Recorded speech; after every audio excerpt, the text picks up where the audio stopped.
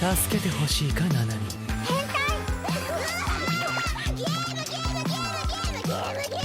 心を燃やせ。限界を超えろ。 Hello and welcome to More Than Headlines, your weekly anime news podcast powered by Audio Technica, made by Australians for global citizens. I'm your extremely humble host, Brendan White, aka the Salt and Pepper Senpai, and joining me in the studio, my trusted co-host and rival, the Giorno to my Bruno, Mrs. Courtney Smith. How the bloody hell are ya? I am so good. I went to a housewarming party last night and I got to talk about Chikawa for like a whole hour. How are you? I'm doing a lot better now knowing that you got to live your best little Chikawa life last night. So, yeah, that's nice to hear. I'm always happy and sort of absorb said happiness from sort of third-party interaction. So go you. I'm doing good. I'm a little lost at the moment knowing, though, that season 1 of Dandadan is over. I've watched that and like, what am I going to do with my life now? Like, what can I build my life around now that season 1 is done? But luckily, the manga continues, and minus spoilers, there's a second season on the way.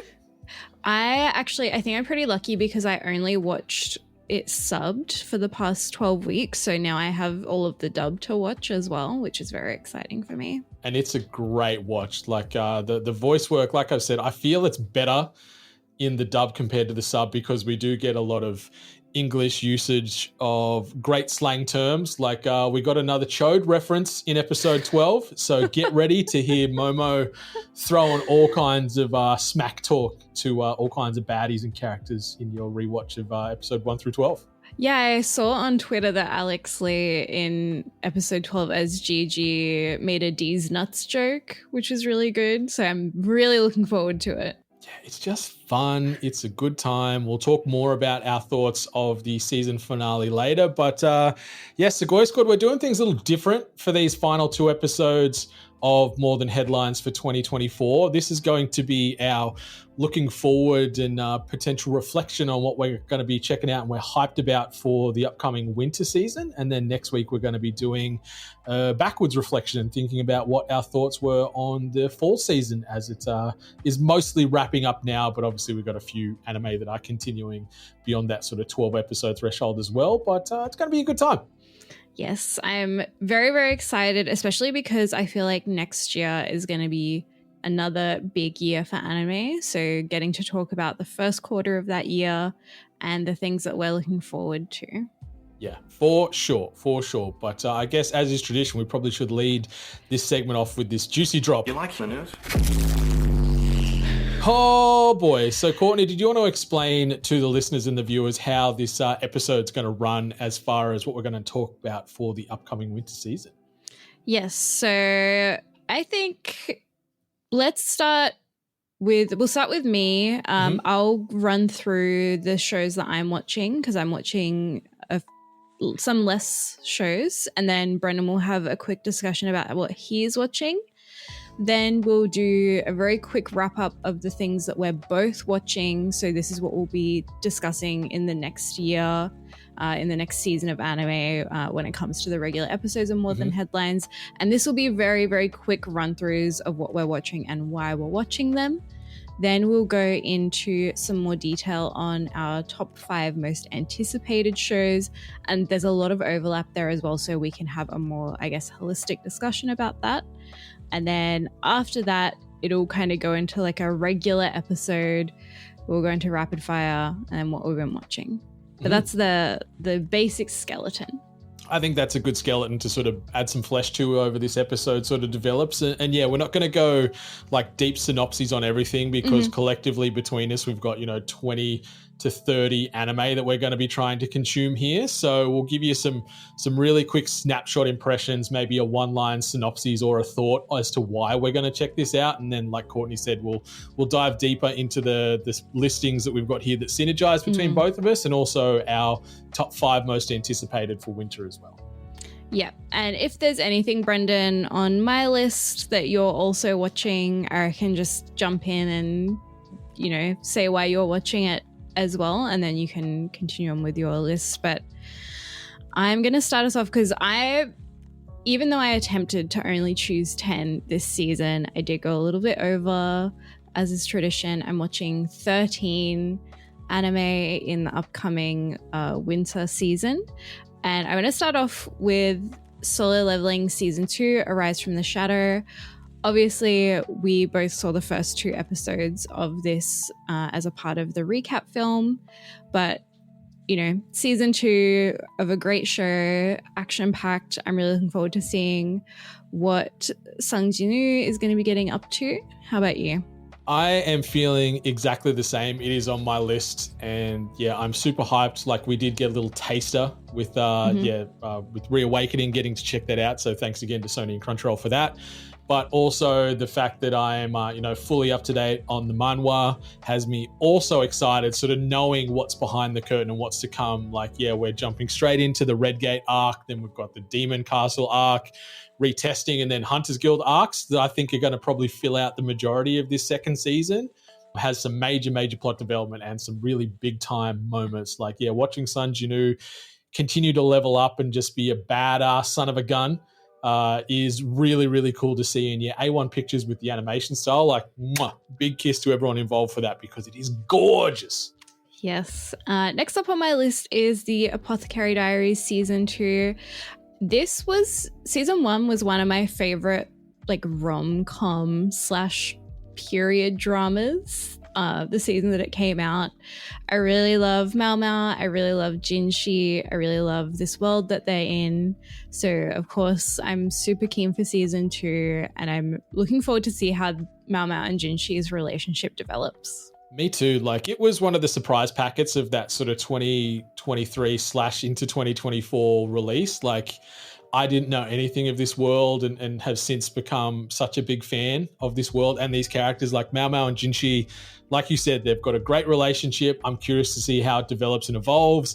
I like that they do weave in the poisoning sort of subtext, and we get like some murder mysteries and some conspiracy and drama tied into sort of that period piece vibe. And like the animation, like OLM, who are behind this, make stunning anime all the time. And the Apothecary Diaries is certainly no exemption to that statement. And yeah, I'm super excited. It's going to be one of the best of the year, I'm sure of it. Yes, very, very excited. I need more shirtless Jinshi. Wow. I think the world does, yeah. Good looking man, young Jinshi. Shout out. Yes.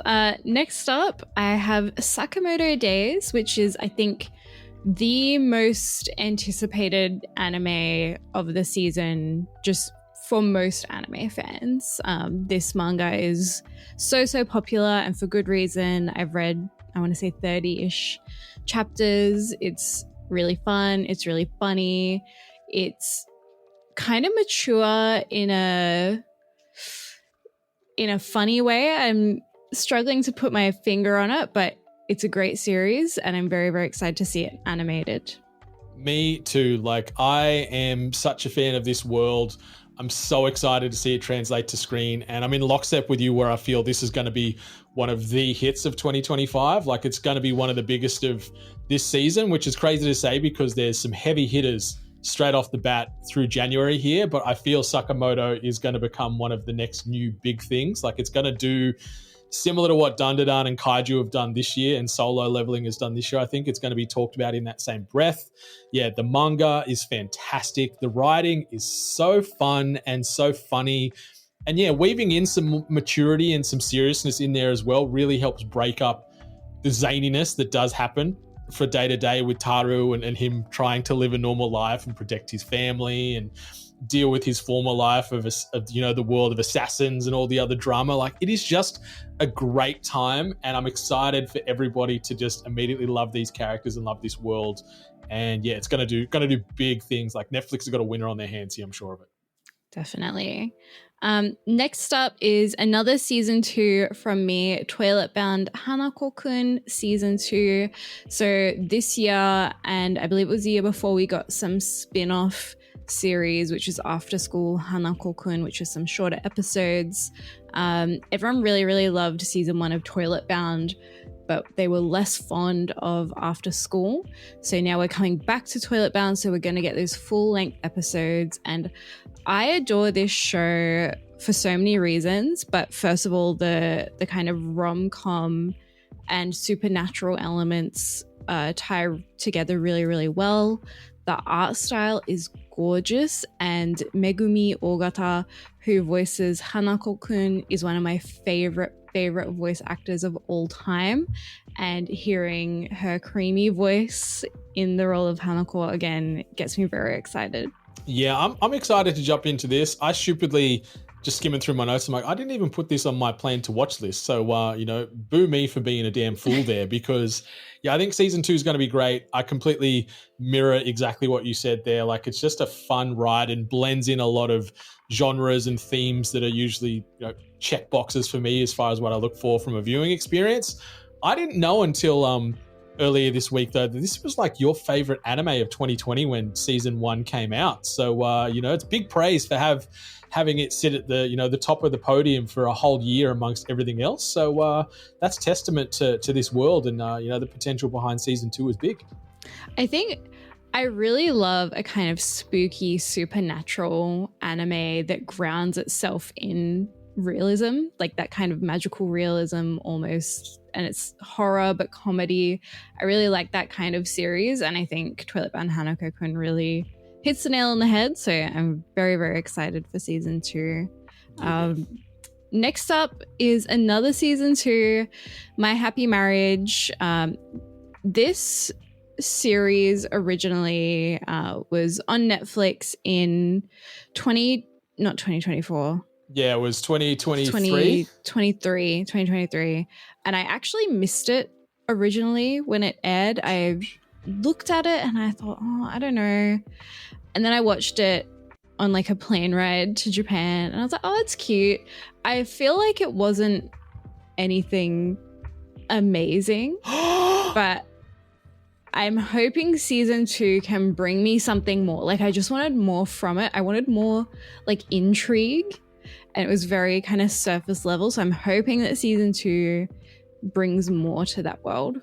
Yeah, I'm super excited. I was like a day one jump in, all in type of vibe. And it's a shame that we didn't really know each other in 2023, because I would have sung its praises to you until you watched it. So I'm happy you finally did. But I love it. Like, Mio and Kyoka as a couple are one of my favorite newer romantic couplings that I've seen in anime over the last few years, because it is a bit more mature and grown up and grounded. It's obviously in like, it's adults as opposed to high school or college or anything like that. The setting's great, the animation gorgeous. Another home run for Netflix to scoop this one up. And I like that it does have this realness and this rawness to it, but also then you weave in some supernatural elements, which really took me by surprise. I didn't expect any of that, but it added some good differentiation to the story as well, instead of it just being like almost a Cinderella story, just sort of set in Japan, which is sort of what it lends itself to pretty heavily here. But Mio is just the sweetest little thing. And do yourself a favor before you jump into season 2. There is an OVA that dropped on Netflix as well, sort of giving a bit of a bridge between season 1 and season 2. It's a bit of a throwaway episode, but it is nice to just see them out in society and seeing that sort of romance continue to develop, because they're so sweet. Aww. I am looking forward to it. I think if anything, it's a cute romance. Next up though is another cute romance. I'm going to be watching Honey Lemon Soda. I am really, really excited for this series. It's a shoujo school romance based on a manga that's really, really popular. Essentially, it kind of follows a lot of other school romances where the guy is more outgoing and the girl is quite shy and quiet. So thinking like Komi-san Can't Communicate, series like that. So we have a shy, quiet girl who gets bullied because she kind of freezes up in these social situations. And then there's like the cool, handsome guy who ends up becoming her friend and kind of helps her come out of her shell. So that's on my list for next season. It's on my list, and like, I know we've highlighted sort of our top 5s, and that's in yours. This is sort of like 5.5/6 for me. I was sort of umming and ahhing about where to put it. And yeah, it looks gorgeous. I love the high school romance vibes. I like, Uka the loner, who's just, constantly getting bullied due to, her social anxiety. And then we've got Kai, obviously, the cool boy in school who everyone fawns over and thinks he's just a dude, who's then helping bring her out of her shell. It reminded me a lot of A Sign of Affection as far as having, Yuki, obviously completely different circumstances because Yuki was deaf, but very, very sort of socially isolated, didn't have many friends. And we're sort of seeing that sort of similar theme and story play out here. But yeah, it looks sweet, very adorable, very wholesome, and it's going to be an easy watch. And I think it might like bring a few tears of joy and maybe potentially sorrow with how it plays out. Because Honey Lemon Soda looks great. I love a good romance. Me too. Me too. Also on my list, Brendan doesn't have this one on his list. It's called Wait, let me read it in Japanese. It'll make my life a bit easier. Babam babam babam vampire. So babam babam babam vampire. It's about a guy who is a live-in part-timer at this bathhouse, like a public bathhouse. But he's actually a 450-year-old vampire, and he wants to taste the blood of an 18-year-old virgin. So he's waiting for this 15-year-old boy to kind of grow up and be 18, except this 15-year-old boy falls in love with a girl at his school, obviously. So now the vampire's like, oh my God, I have to make sure this boy is a vampire. And it's like a BL, rom-com situation. It looks ridiculous. It doesn't look like it's gonna be amazing or groundbreaking, but it looks so funny, and that's right up my alley.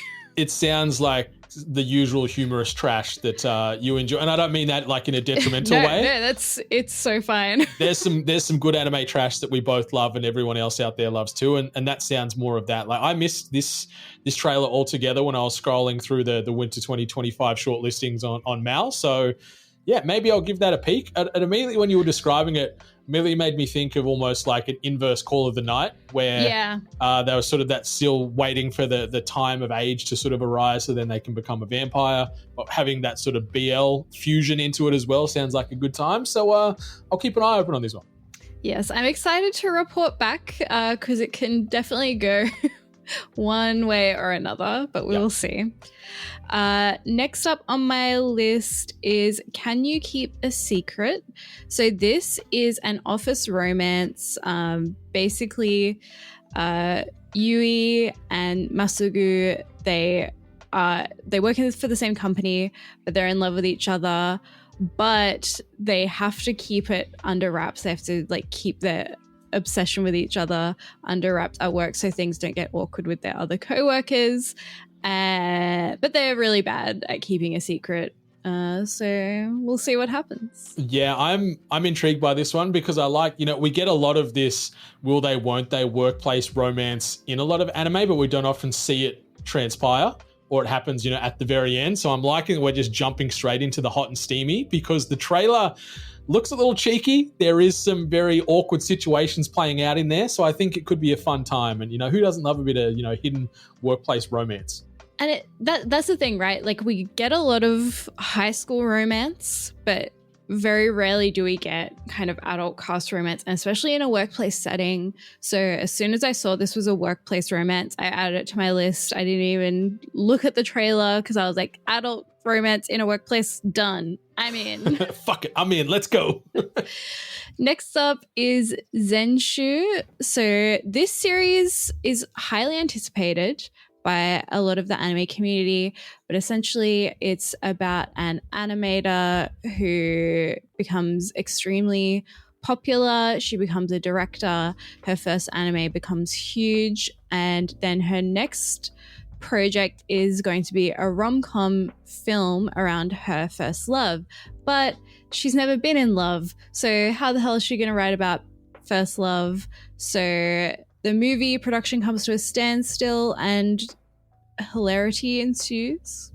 It looks so good. Like Mappa's behind this. Mm-hmm. Holy shit, does this look stunning. And I like what they're doing here where we're sort of getting some dual storytelling where we're seeing obviously the situation play out with Natsuko's real life, but then also seeing her characters getting animated in this fantasy world as well. So we're sort of seeing two different stories play out, not in parallel, but like throughout these episodes. But I love the concept. I love the animation. I love the story. And yeah, I mean, this is on my list. This looks great. It does. I am a little worried about the fantasy element, like for me personally, but I'm hoping that it isn't too focused on. Yeah.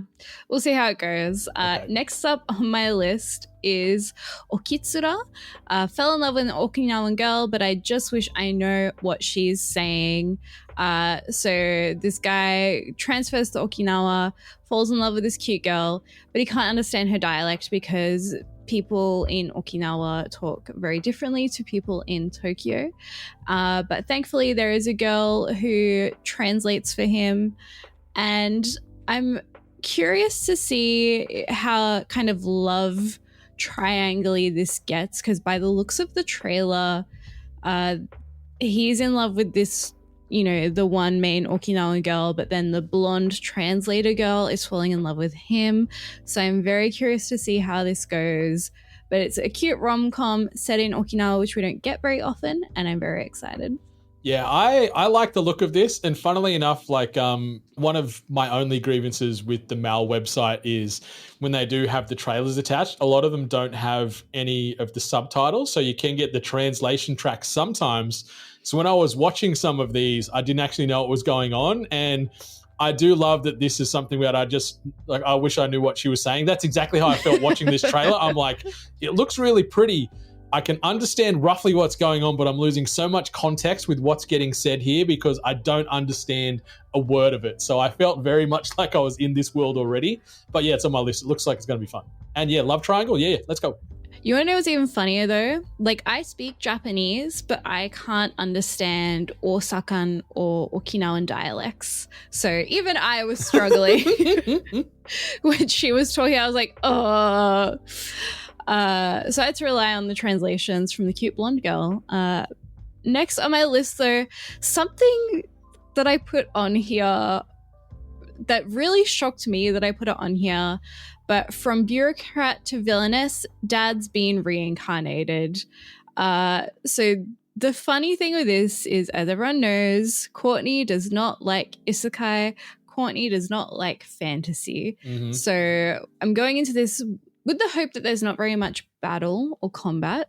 But basically, this man, Kenzaburo Tondabayashi, he's an old man bureaucrat, but he is reborn as a villainess in his daughter's Otome game.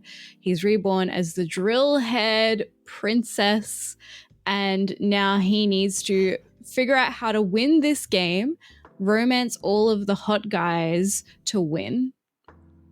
That's I'm saying. That's a you anime. Like that synopsis, I'm like, yep, that's Courtney right there through and through. It sounds fun. Another one, like the second I saw villainous in the title, I'm like, yeah. I've watched 1,000 of these, so I didn't know that it was a bit of a sort of new spin on it with the dad getting resurrected. Like that sounds kind of fun. So maybe I'll check out an episode or two and see if it sticks with me. Look, I'll let you know how it goes. I don't have very high hopes. This is another one similar to the VTuber anime where I was like, the concept is so ridiculous. I just need to watch it for that. It was the same with Reincarnated as a Vending Machine. Like, I know it's gonna be crap, but it's just such a ridiculous concept that I have to know. Yeah, and sadly, Reincarnated as a Vending Machine got very crap very quick. So, this sounds like it could be fun. I hope so. Please, Dad, as a villain, save me. Please, Papa. I'm also watching Flower and Asura, which looks like it's going to be really, really cute and really, really pretty. It's a school drama that follows Mizuki Usurai and Hana Haruyama. They live on this small island with a really small population, and Hana loves reading to the children. But the president, so Mizuki, he's the president of the school's broadcasting club, notices her talent for storytelling and reading aloud to others and invites her to join the club. And basically they Hana learns, you know, she's been on this really tiny island with a really small population. She learns a lot of things, learns to love reading more, just wholesome, cute school anime. It looks adorable. Like, I don't really know Studio Bind, the production company behind this, but the first thing I noticed within like the opening scenes of the trailer, I'm like, holy shit, this is stunning. Mm-hmm. Not only from an environmental perspective, but also the characters. It really made me take notice. And yeah, it looks fun. I love the simple slice of life concepts. I love that it's weaving into the broadcasting club. So I'm like, you know what? We got some indirect synergies here being some podcasters. So I'm like, you know what? I can get behind this. This sounds like a good time. And it looks like it's just going to be a sweet, easy watch. Yeah, so Studio Bind, they're created from Egg Firm. They're like a combination studio of a bunch of others, but they also worked on Jobless Reincarnation. So I do have faith in them. They are a very new studio, but I am looking forward to, like a broadcast club, a little school, cute themes. I'm hoping it's sweet and nice. The last thing on my list, though, is Anyway, I'm Falling in Love with You. This is a reverse harem, so drama, romance, where there is one female main character who is surrounded by a bunch of hot guys. So obviously that's why I'm watching it. So this girl, she just comes across a bunch of hot guys and they're all in love with her, and she has to figure out who she loves, as in any harem, but it's a girl instead of a guy. Yeah, my notes was this has Courtney written all over it. The second I watched the trailer and learnt of this premise, and yeah, the 17-year-old girl dealing with 4 of the hot hotties at the school, all they're all a group of friends, but then obviously relationships and feelings potentially develop, and what will happen at the end of it? Will she pick one of the 4? Will there be a 5th mystery man or mystery person to come out? Who knows? But it looked gorgeous. Like, the animation was clean, the story sounds fun, and like we've said, not only in this episode but pretty much every other episode, like, romance is the best. So let's see what happens here. Yes, I'm looking forward to it. Yeah. Even if it's trash. But what do you have on your list, Brendan? Okay, so I've got a bit more of an extended list than yours. So you've got 13. I'm sitting at about 23-ish, give or take, at the moment. And this was based not only off reading the synopses, but then watching all the trailers on Mal. Some of these, like I said earlier, maybe contextually got lost on me because I didn't know some of the discussions taking place in the trailers. So the first one I wanted to mention is Imiku MD, Doctor Detective. We don't see many doctor or hospital related anime, so straight away I'm like, okay, this looks silly. This looks different. It feels like we've got female Dr. House, but without all the sass and the cane. So it looks interesting. Will it be an award winner? Probably not. But you know what? I think just the premise here is what grabbed me, because I'm like, we don't really see any medical-based anime, so let's check it out. So please prescribe me 12 episodes of Amico MD Doctor Detective stat, please. So I also had a look at this one, and the reason I kind of avoided it was because I already watch a lot of detective anime. Like, I'm a big fan of Ron Kamonohashi. There's always a detective anime every season, and every season it's always exactly okay.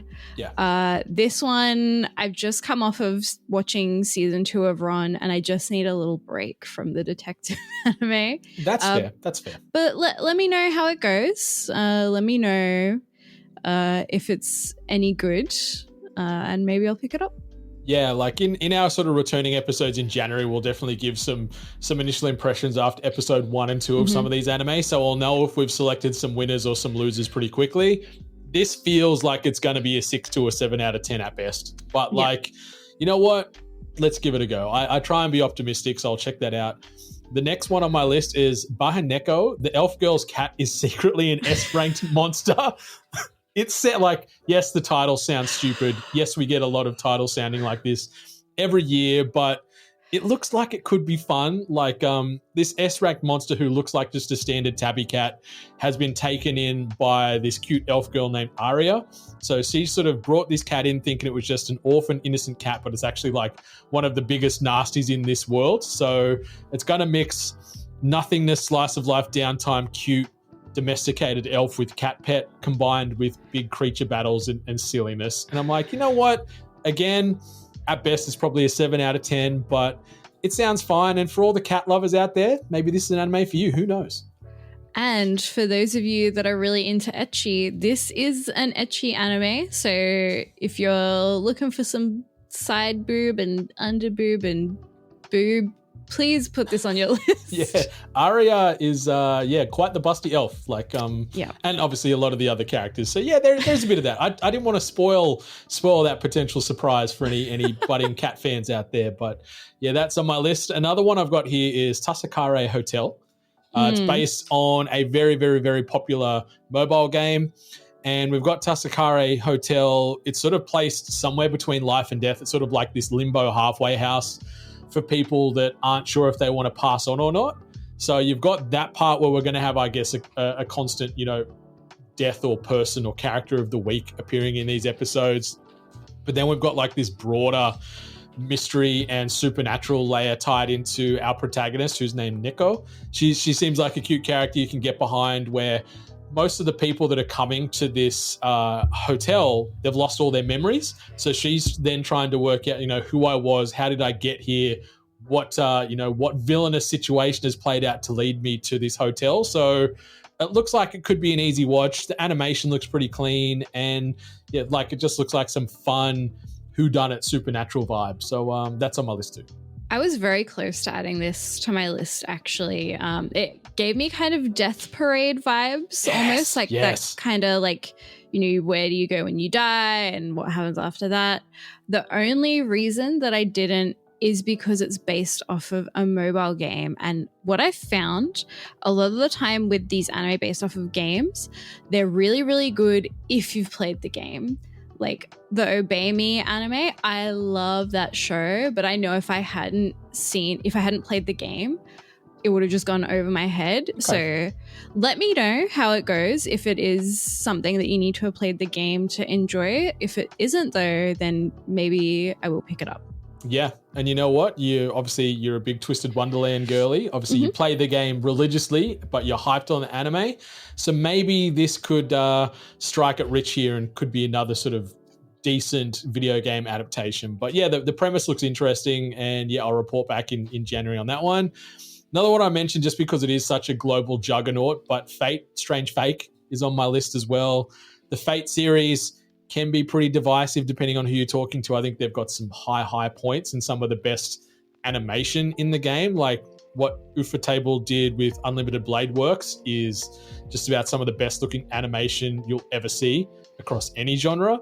This is getting handled by A1, and A1 obviously they've got quite the pedigree as well. But the Fate world does confuse me a lot of the time as well, because we get so many reimaginings and so many things obviously tied into this Holy Grail war and what's happening there and these battles where we're seeing it sort of in all these seasons. It's interesting with Fate/Strange Fake. Saber is now a man in this season as well, so we don't get the usual sort of blonde-haired warrior woman. We've got a handsome blonde-haired man taking up that role, but the animation looks good. I like that there is some constant epic battles in this universe, and yeah, I'm going to check it out.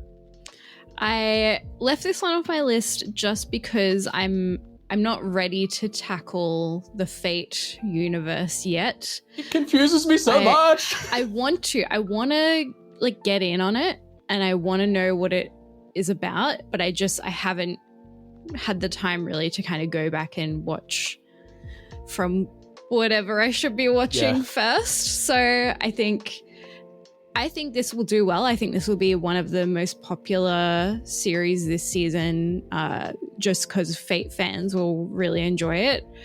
So another reason for me to finally get onto that series. Yeah, it is the seventh most popular anime of the season, just based off the user plan to watch or hype list. So it's got 48,000 people eager for straight Fate/Strange Fake there. But yeah, Brett, if you're listening, please guide us. I know you're probably the resident Fate super fan, so take us under your wing and point us in the right direction. I've watched bits and pieces here and there, and yeah, Unlimited Blade Works is the best piece of Fate content I've seen. But where to from here, or where do I go back to sort of fill out this painting? Because I'm so confused. Yeah, help us. Yeah. Another one that is on my list, low expectations, very, very low, but the Red Ranger becomes an adventure in another world. Timu Power Ranger Isekai Madness is what I wrote as my notes here. I'm like, okay, why not? Like, what's the worst that could happen? I waste 45 minutes watching 2 episodes and then put it down, but it looks fine. It doesn't look like it can hold a candle to Go-Go Loser Ranger, which I think is one of the strongest new entries into that sort of type of genre that we had come out this year. And obviously we've got a season 2 on the way for that. But this looks like it could be an enjoyable, I've got nothing else to watch, so I'll watch another few episodes of this type of vibe. Yeah, maybe like a hands-off anime. Yeah, definitely in the hands-off pile. Another one in that same hands-off pile, I may be a guild receptionist, but I'll solo any boss to clock out on time. Easy, paint-by-numbers fantasy. It's going to be no world beater, but the animation looks clean. I'm rooting for Alina Clover to become the very best guild receptionist / budding adventurer, or maybe, S rank by the end of this thing when it's all said and done. But again, another hands-off anime. It looks like it's not going to offend anybody. It's just going to be easy background watching where I don't need to be completely invested. I will say for this one, the character designs do look really, really cute. If I was new into the world of anime and I was kind of picking stuff like based off of character designs, I would probably have put this on my list. Good praise there. I like that. The next one, which is sort of in and around my 5th or 6th most anticipated on our list here, is Medaka Kurioa is impervious to my charms. So we've got Mona is the cutest girl in school, and everybody swoons over her. No one can sort of deny her charms and her aura, except one boy.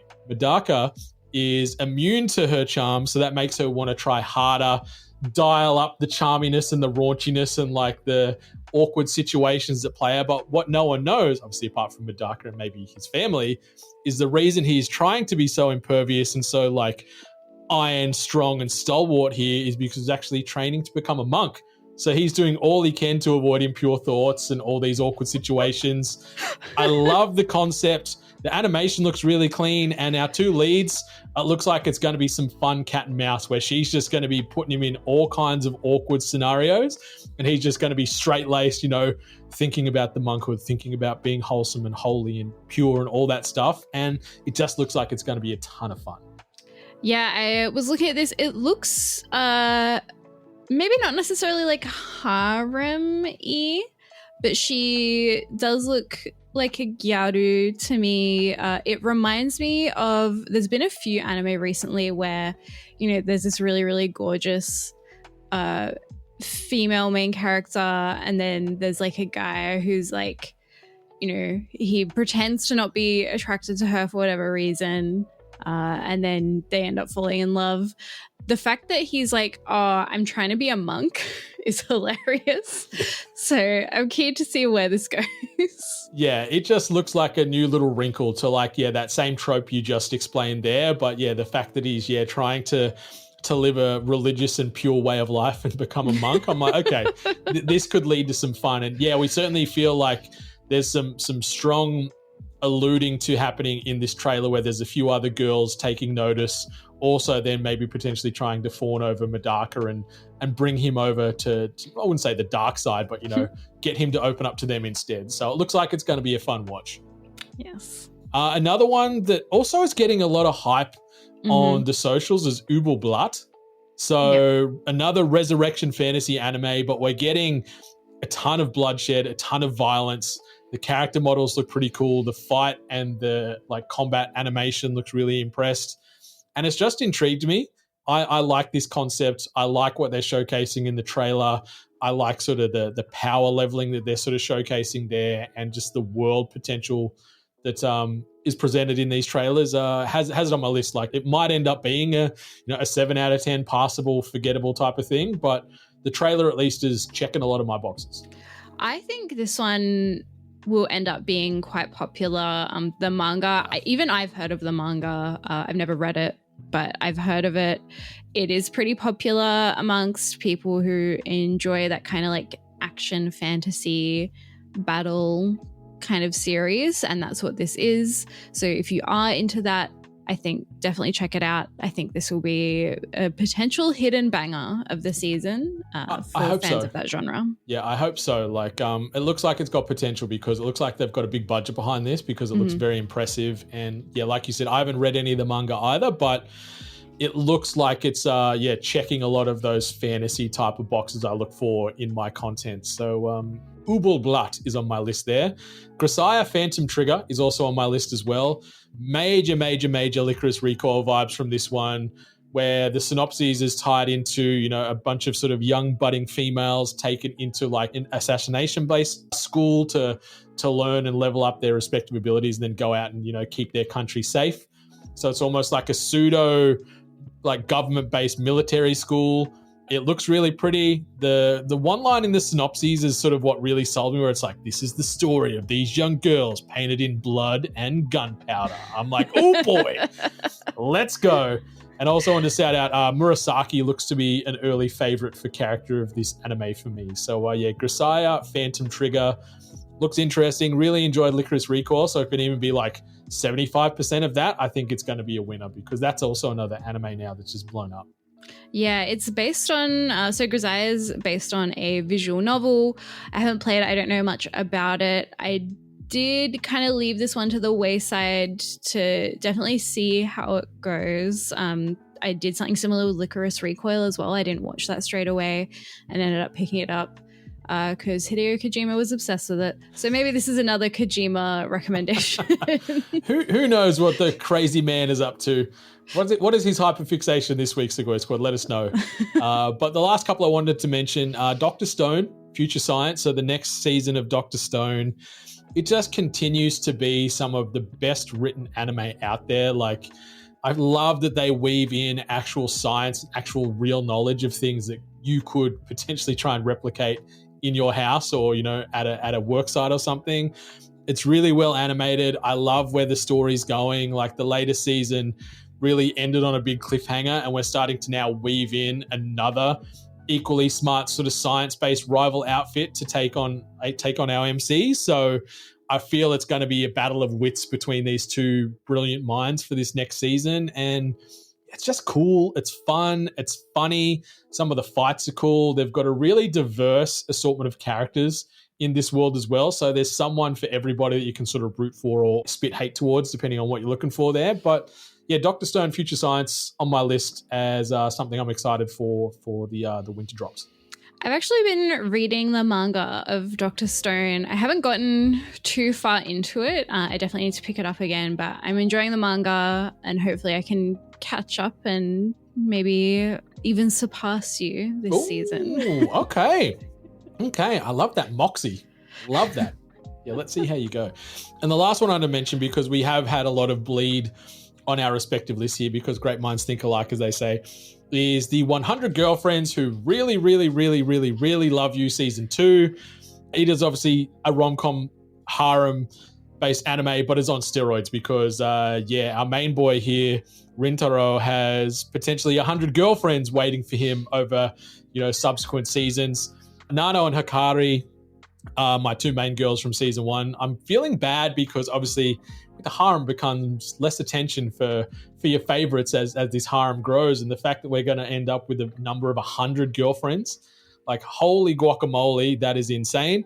Nano and Hikari, if you get sick of Rintaro and his greedy ways, come live with me. I got a few spare bedrooms in the house here, plenty of room, great time to be alive. So yeah, come experience Australia. But yeah, this is just, it's fun, it's easy watching, it doesn't get too ecchi. There is a little bit here and there, but for the most part, somehow it remains wholesome and sweet and not too offensive. We do get every type of potential trope known to man or woman with the character we're meeting. We're meeting all kinds of different female-based archetypes as we go here. But so far, every character we've met has been great. I've got the manga ready to start reading it to just sort of chew through, but knowing that we've got a second season right here, I'm just going to wait and watch it through. And I also want to shout out too the fact that Rintaro has got some of the bushiest eyebrows I've ever seen in anime. You don't see that very often in anime. Like, they've usually got pretty thin eyebrows, and as a fellow card-carrying member of the bushy eyebrow clan, I respect that, and I feel a little bit more attuned to this world because, yeah, like, don't be disrespecting big eyebrowed folk because they're great. I'm jealous of anyone that has big eyebrows because my eyebrows, they're not thin, but they're very pale, very light colored. So I have to draw them in. Well, you wouldn't know, and hell, you're a good artist then because I knew no difference. I just thought what I'm seeing right now is the real. Well, it is the real Courtney. You've just added a bit of darkness to him. All right, so that kind of wraps up our full list. So for those that were keeping score, what we're both watching is Sakamoto Days, The Apothecary Diaries Season 2, Solo Leveling Season 2, My Happy Marriage Season 2, Honey Lemon Soda, Zenshu, Flower and Asura, Anyway, I'm Falling in Love with You, and Can You Keep a Secret? But Brennan, what are the series you are most excited for? Okay, so I'm gonna cheat and add a sixth and say this is like a 5/6. So ahead. my sixth is Madaka Kurioa is impervious to my charms at number 6. I'm gonna say Honey Lemon Soda is gonna jump up into 5 because it looks great. Also, then I wanted to mention My Happy Marriage Season 2, Solo Leveling Season 2, Arise from the Shadow, The Apothecary Diaries Season 2, and then Sakamoto Days are my most 6 anticipated for the winter season. Excellent. Well, if you get 6, then I also get 6. Sure. So for me, my 6 most anticipated, probably Zenshu, I think, is up there. I think it's going to be a bit of a sleeper hit, but we'll see. I'm also really, really looking forward to Honey Lemon Soda, of course. Then Toilet Bound Hanako-kun Season 2 is on that list too.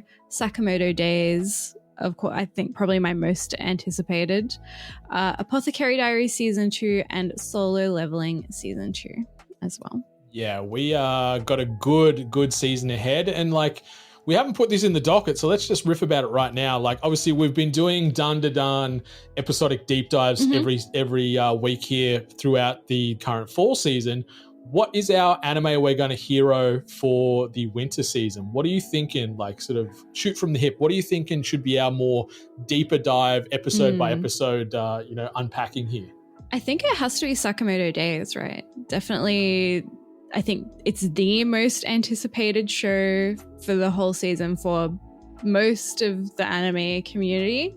So I think that is the one I would like to deep dive on. Yeah, I was leaning more that way, but I wouldn't have been upset if you also said Solo Leveling Season 2 because also it is a juggernaut in itself as well. But yeah, there you go, listeners and viewers. We'll be unpacking Sakamoto Days week by week, episode by episode throughout January and beyond. So get excited for that. But yeah, Courtney, shall we jump into some rapid fire before we look to close this episode down for the second last time in 2024? Yes. Yep. Let's do it. So rapid fire, real quick, presented by Otaku Box. We have Skip and Loafer Season 2 confirmed to be streaming on Crunchyroll. Thank God. Yeah, it was one of my top 10 anime of 2023. It was just so sweet and so believable and so easy to watch. And I'm happy that we're getting more of this story because, yeah, the first season did end in a way where I wanted more, and now we're getting some. So thank you, Crunchyroll. Yes. Next one. This is a very Courtney headline. This is something I'm excited for. But Yu-Gi-Oh! GX, the anime, is getting a 20th anniversary remaster. I recently watched Yu-Gi-Oh! GX, I want to say in 2021. I watched the dub up until it wasn't dubbed anymore because people started dying and 4Kids dropped it. So then I watched the subbed. I love Yu-Gi-Oh! It's one of my childhood favorites, so I'm very excited for this remaster. I'm super happy for you. I'm not going to watch any of this. I am very, very excited, sitting on the sidelines for everyone that is going to be jumping into this 20th anniversary remaster. But yeah, I really, like at my time when I was a kiddo, I was sort of transitioning between certain content when Yu-Gi-Oh! Was starting to air, and it just wasn't for me. But I'm happy that it is for everybody else. Thank you very much. The next one is that The Dangers in My Heart is now available on Netflix in Australia. Thank God. I've been meaning to watch this show and I saw it pop up last night. I was like, oh my God, yes, finally. Now it's there. I'll definitely watch it. I love this. This has been, for season 1 and season 2, one of my top 10/top 5 anime in the years that it's dropped. We had obviously season 1 come out in 2023, season 4 come out this year. We've got 25 episodes to date. Kyotaro is a great little disgruntled sort of semi-MC, and Ana Yamada is one of my favorite characters in anime. I love her so much. I've got her tattooed on me. I think she's just the best, and I cannot wait for more people to watch this because, yeah, High Dive's great, but obviously it's not as accessible as Netflix. So any AU-based listeners or viewers, go check it out right now. And anyone else around the world, just try and hunt it down. It is on some other Netflix country-based locations, but if it's not, just try and find it where you can because it's so good. Yes, and something else that's so good, Dandadan Season 2 officially announced for July 2025, so we're only waiting 6 months for the next season. Yeah, I don't want to confirm nor deny that this was done specifically for my birthday, but, I also don't want to ignore the fact that it could have potentially been done specifically for my birthday. So thank you to everyone involved in making this happen because, I'm feeling very special right now.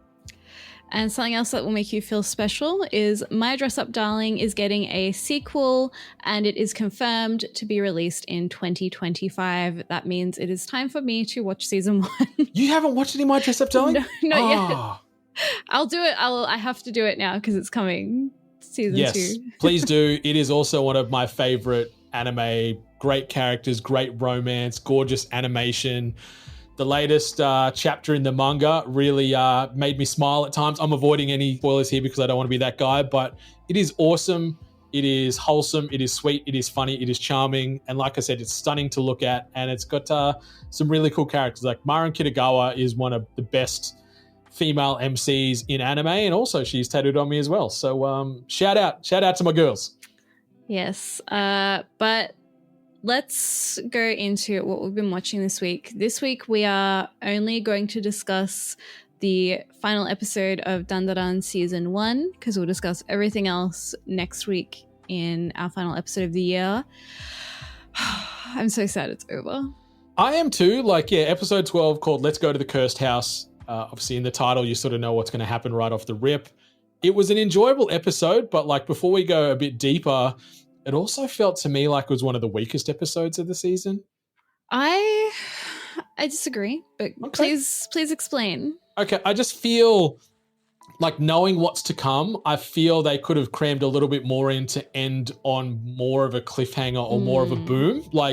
I'm not disrespecting the fact that, Momo's dealing with this goddamn evil Keto family and potential drama in the hot springs, and we've got Okarun and Gigi smashing their way into an unknown part of the cursed house and seeing this crazy eerie room filled with talismans, and you're like, what the fuck's going on here?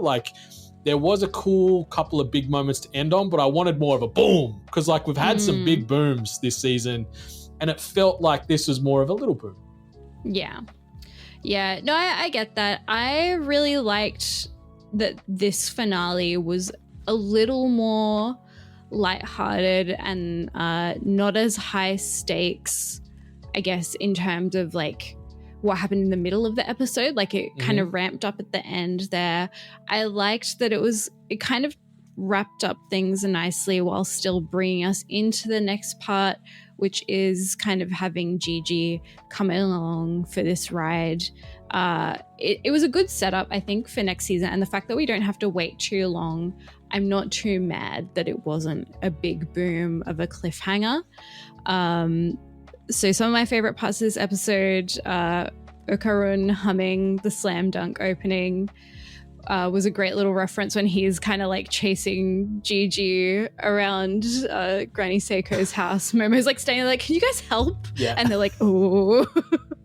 That was hilarious.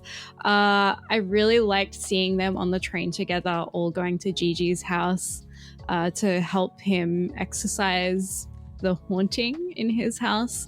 That was really fun. Okarun kind of bringing out his occult, his alien magazine, And he's trying to talk to Momo about it, but Gigi is actually really interested. And he's like, Nessie, I want to see Nessie. And he's like, well, actually, we've seen Nessie. I was like, oh, this is so cute. Stop. Gigi, he's really good. He's a great character. I love him. He's great. Like, he brings such a different energy and vibe compared to Momo and Okarun, but they just also fold in and work so well together. Mm-hmm. And I really loved... Yes, we're still seeing the rivalry develop where they're both vying for Momo's attention, and their little exchange that started friendly at first, they're like, let's just kick a soccer ball around. Mm-hmm. And then it developed into, I like Momo because of this. And then I like Momo because of that. Well, I like Momo more because of this, and that. And they were just constantly trying to one-up each other as dumb boys do. I thought that was a really sweet moment. I really liked as well, the train scene was great. There's a really good Easter egg in that train scene that I'm not going to mention at all, but you'll know in future episodes what I'm talking about. So I saw that, and it was Leo DiCaprio on the couch moment, because I'm like, yes, I know what that is. So that was really cool. I like too that we got out of, like, we got to a new location. Like, we got out of our familiar Seiko household. We got out of the familiar town, the familiar school, and we're out in the boonies. They're sort of stark contrast where they've got to ascend 7 million steps to get to Gigi's house, and you're watching Ken and Okarun be like, just kill me now, I can't go on anymore, and Gigi's like, boom, boom, boom, and like running up the stairs. Like, he's just the constant golden retriever character. And I love it. Endless energy from this boy, and he's fantastic. And I love these three together. I love, Ira doesn't really play a part at all in this episode, but that sort of core foursome is awesome. We do get a little bit more closure on Hana and Taro, the two anatomical models. That's where this episode sort of opens up. And Momo, being the loyal friend that she is, saying, to Hana, I'm going to stay up with you. I'm going to wait till Taro gets here. Taro scares some kids that are just randomly in the school at night, chasing ghosts. That scene was great. But then also seeing him, not only catch the subway to try and meet his missus, which made me piss myself laughing because I forgot that was a scene. But then he's running so fast that he ends up getting hit by a truck, and he's, his anatomical bits go everywhere. Gets there eventually, but you see, how loyal and how, how determined Momo is. She fell asleep outside, like on the tiles, waiting with Hana for Taro to come. So I thought that was a really nice moment too. But the whole anatomical model romance thing just had me cackling, especially on the subway. That was great.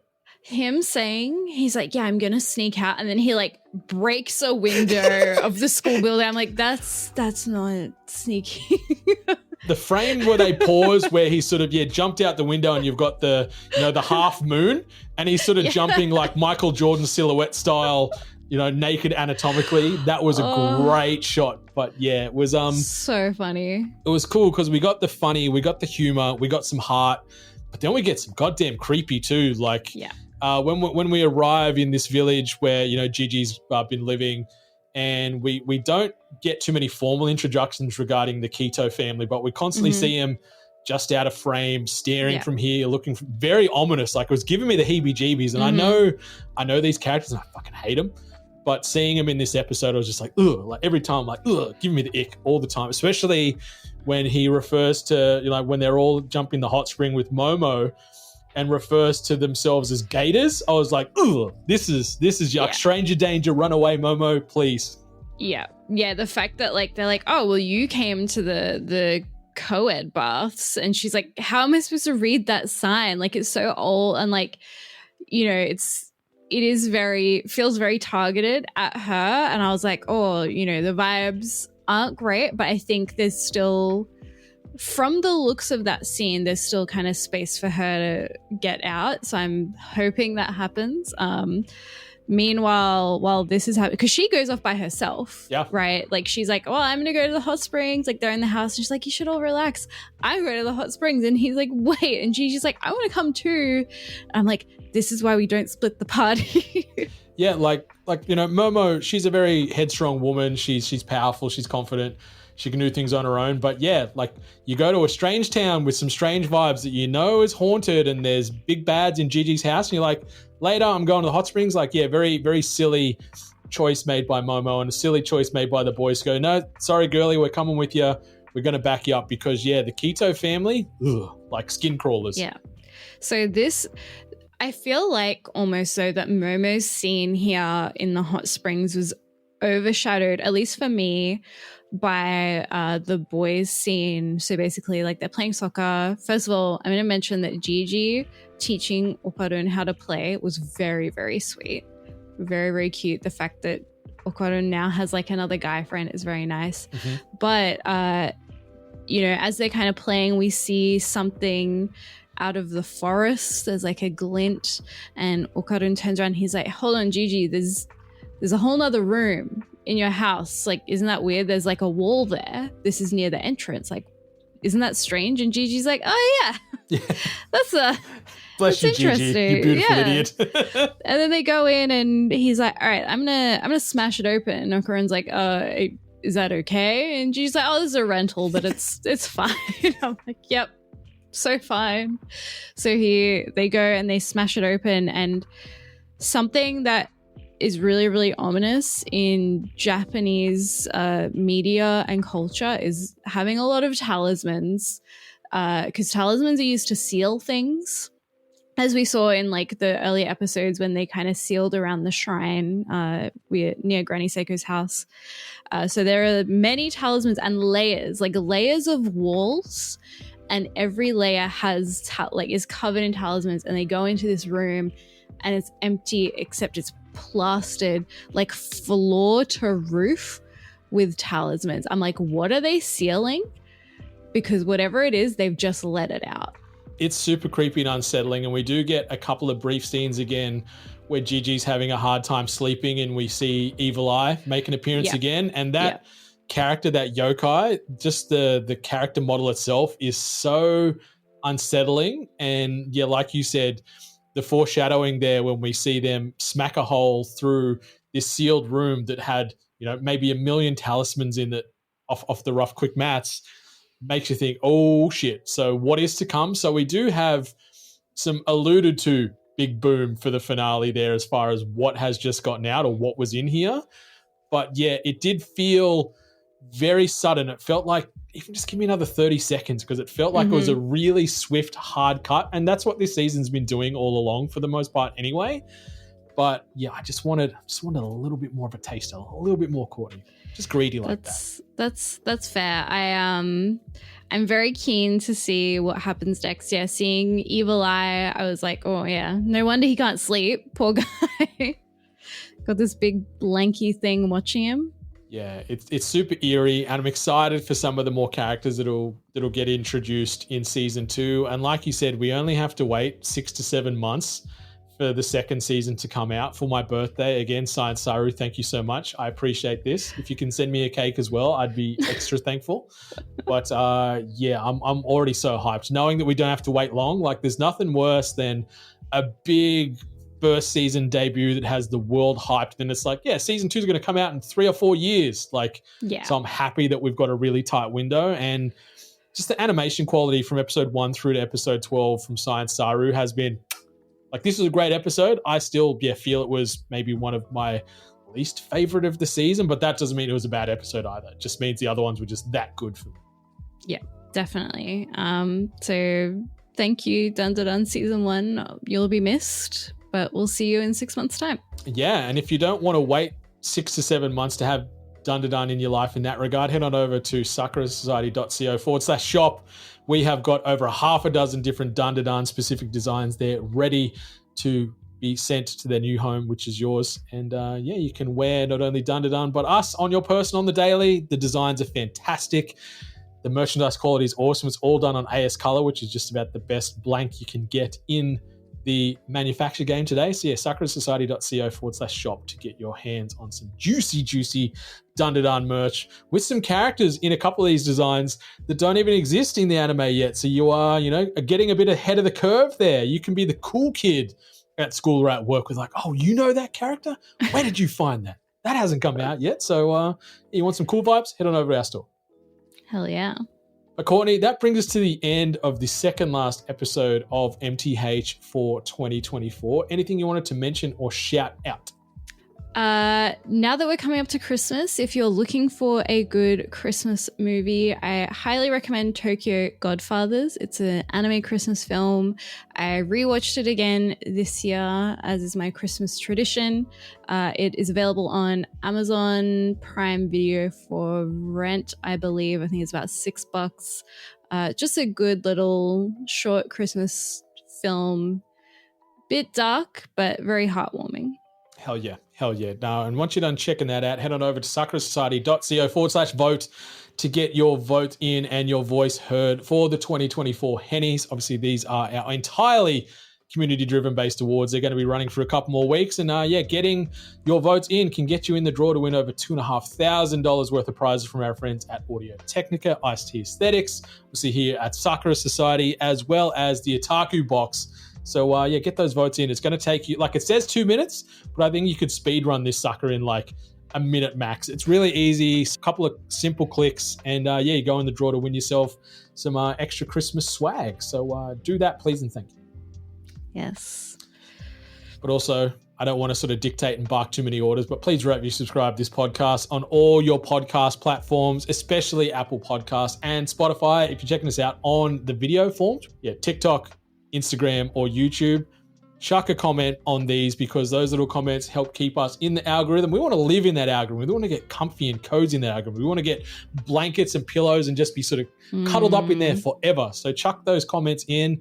Keeps us tracking, keeps us relevant, takes no time. Let us know what you're watching. Chuck us a cheeky little emoji that we need to try and decipher on the episodes here, because we like to keep things guessing. And join our Discord. Links are in the show notes to join the Discord. We are trying to build the best and brightest anime, manga, or just general good vibes Discord out there. So if you haven't already done so, hit that link, join the Discord, have some fun. But Courtney, whether your anime be subbed, dubbed, or still yet to come, enjoy yourself, and much love to all the gorgeous waifus and husbandos out there. Goodbye. Mata ne.